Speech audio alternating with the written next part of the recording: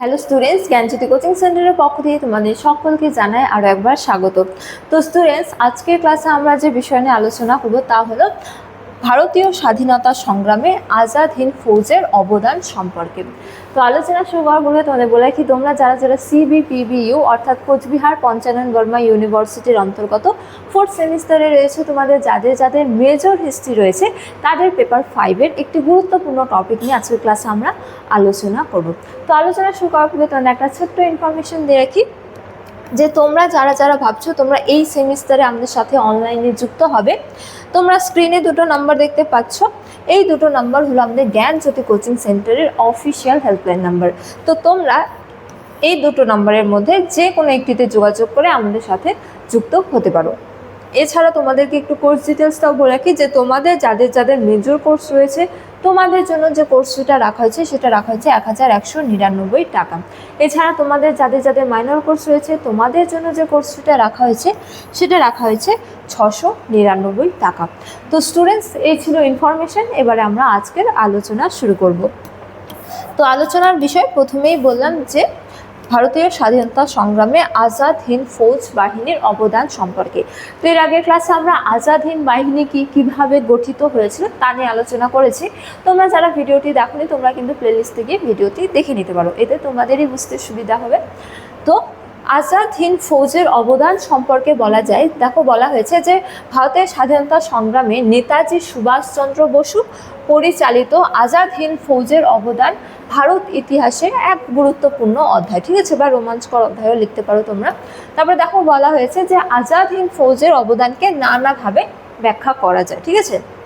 যেমন দেখো প্রথমতম বলা হয়েছে যে এই বাহিনীর অবদান সম্পর্কে বা আজাদ হিন্দ ফৌজের অবদান সম্পর্কে যে সুভাষচন্দ্র বসু আজাদ হিন্দ ফৌজের মাধ্যমে ব্রিটিশদের বিরুদ্ধে সশস্ত্র সংগ্রাম পরিচালনা করেন, ঠিক আছে।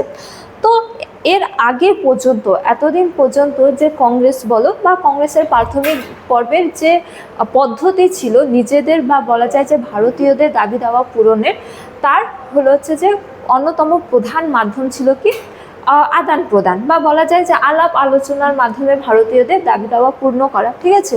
কিন্তু এই যে সুভাষচন্দ্র বসু বা বলা যায় যে আজাদ হিন্দ বাহিনী, তারা কিন্তু আলাপ আলোচনার মাধ্যমে নিজেদের দাবি দাওয়া পূরণের চেষ্টা না করে তারা কি করেছিল, সশস্ত্র সংগ্রাম পরিচালনা করেছিল ব্রিটিশ সরকারের বিরুদ্ধে, ঠিক আছে।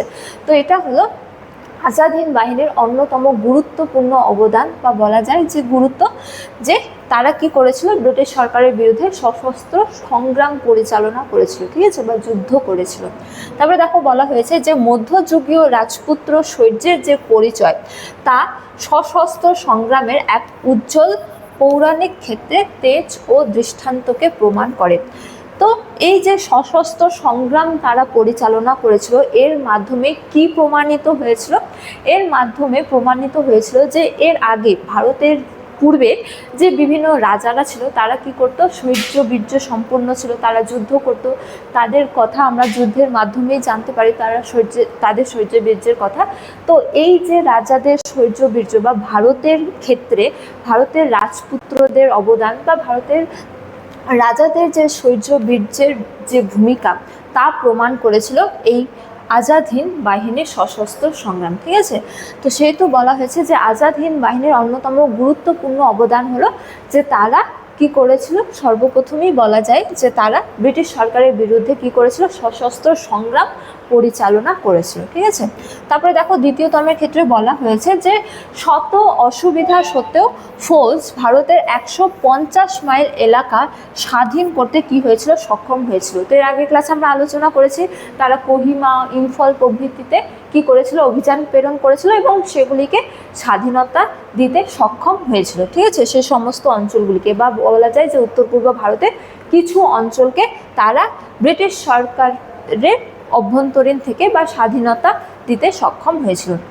সুতরাং বলা হয়েছে যে এই আজাদ হিন্দ বাহিনীর অন্যতম প্রধান গুরুত্ব হলো যে তারা 150 মাইল এলাকাকে কি করতে, স্বাধীন করতে সক্ষম হয়েছিল, ঠিক আছে।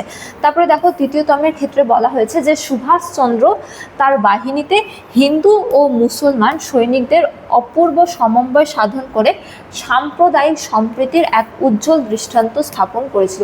এটিও হলো আজাদ হিন্দ ফৌজের একটি অন্যতম প্রধান গুরুত্বপূর্ণ অবদান, যে এই বাহিনীতে হিন্দু ও মুসলিম বিভিন্ন সম্প্রদায়ের কিন্তু সেনা ছিল। ঠিক আছে, তো এই বিভিন্ন সম্প্রদায়ের যে অস্তিত্ব, সেই অস্তিত্ব ভারতীয়দের মধ্যে সম্প্রীতি স্থাপনের কাজ করেছিল। ঠিক আছে, যার পরে পরবর্তীকালে হিন্দু মুসলিমের মধ্যে ঐক্য আসে। ঠিক আছে, এবং এই যে সাম্প্রদায়িক সম্প্রীতি তা কিন্তু স্থাপিত হয়েছিল। সুতরাং বলা যায় যে এই আজাদ হিন্দ বাহিনীর অন্যতম প্রধান অবদান এটিও, যে এই সেনাবাহিনীতে অবস্থিত হিন্দু ও মুসলিম সেনাদের সম্প্রীতি ভারতীয়দের মধ্যে সম্প্রীতি আনতে সচেষ্ট হয়েছিল। ঠিক আছে, তারপরে দেখো চতুর্থ তমের ক্ষেত্রে বলা হয়েছে যে ফৌজের সশস্ত্র সংগ্রাম ব্রিটিশ সরকারকে বুঝিয়ে দেয় যে ভারতবর্ষের স্বাধীনতা, ঠিক আছে, স্বাধীনতার লাভ শুধু সময়ের অপেক্ষা মাত্র। তো এই আজাদ হিন্দ বাহিনী ব্রিটিশ সরকারকে বুঝিয়ে দেয় যে ভারতের স্বাধীনতা অসম্ভব নয়, তা সম্ভব, এবং তা শুধু কিছু সময়ের অপেক্ষা মাত্র। ঠিক আছে, কিছু সময়ের পর ভারতবর্ষ স্বাধীনতা